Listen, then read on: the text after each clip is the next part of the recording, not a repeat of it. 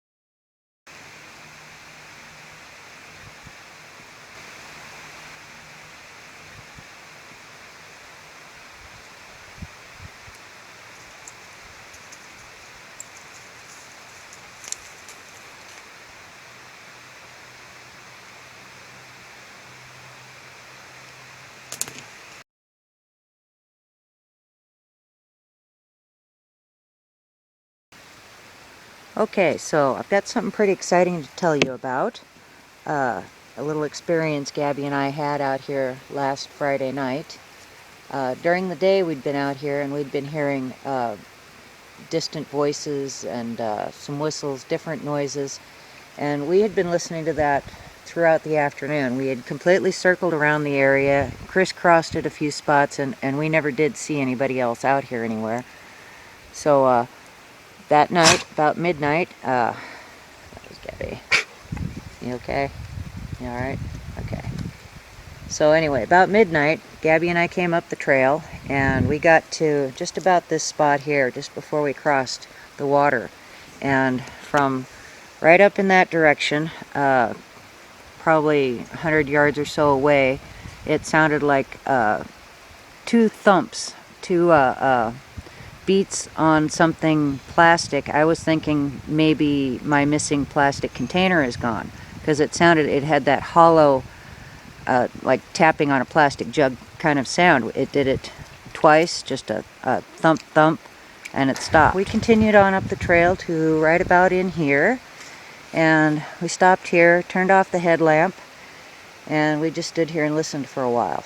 And for the most part everything was quiet, but just right out in this direction over here I could hear some footsteps, definitely the sound of something moving around. But other than that, everything was quiet. So we continued on up the trail. So we got up here to the logging road, and something I'd like to point out, when we're out here after dark at night like that, we stick to the trails and the logging road. We always take a familiar route. We never go off into the woods, never do anything that might make them uncomfortable. So we want to be as non-threatening and as predictable as possible, so we always follow the same route after dark. Okay, you might notice it's a little noisy right here, that creek. Well, just as Gabby and I were crossing the bridge that night, from right out in there in the woods, we heard two quick whoops. That they weren't very loud, but I thought they'd be loud enough to pick up on the camera, but they didn't. So Gabby and I continued on up the road up there, got up to the top of the hill. We sat there and listened and waited for a little while, and then we came back down. And we came down along the road here, and as I approached the bridge, out of the corner of my eye, and I'm trying to not turn my head and look, but I could see it right down in there. I saw two sets of eye shine, white eye shine. One was up higher, one was down lower. And I lifted my glasses, make sure it wasn't just some kind of a reflection. They were definitely there. And Gabby, she was waiting right over here at the end of the bridge, and she kept looking down that way and looking at me, and wasn't until I got here and we both started back down the trail together that she went down here. But other than that, there was no other sounds. By the time I got down here and turned this way, of course the eye shine was gone, but I did get a good look at it for several seconds.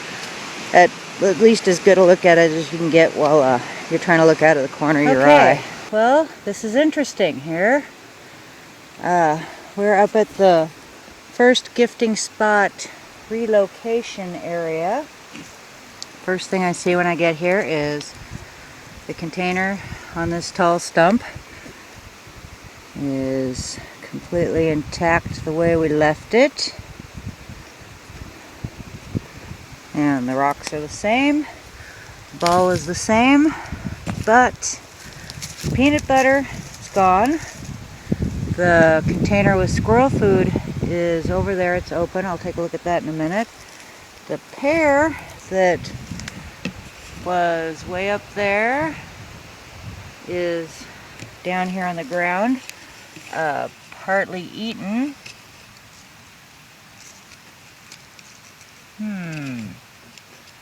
That's interesting. That looks like two really big teeth marks right there. I want the camera to pick this up. Can you see what I'm talking about right there? Huh. Interesting. Very cool. Okay, so let's see what else we got here. I believe I left an orange, an apple. Doesn't look like there's much left in here, but I'm going to have to lower it to see.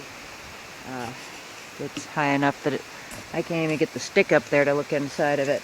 So before we do that, let's look over here. I left this container full of squirrel food here. Now this is really interesting. We've got the container and the lid, but is that a big footprint right there? Huh. Possibly. Interesting. What's cool here is whatever got into this didn't take all the squirrel food. Oh, and we've got a hole punched in the bottom there with the lid off. Cool. Okay. Yeah, whatever was eating this stuff ate some of it, not all of it. Look at that, Gabby. And the only marks on the container are the ones that were on the lid before. So yeah, that's interesting. You would think that whatever was here would have gone ahead and just eaten all that squirrel food, but apparently they did not. Okay, I have lowered the bucket, and inside you can see it's hanging a little cattywampus, as though something pulled on one edge of it here.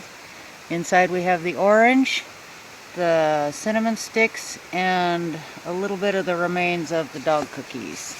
The apple is gone, and like I said, the pear, it was here. It's right down here on the ground.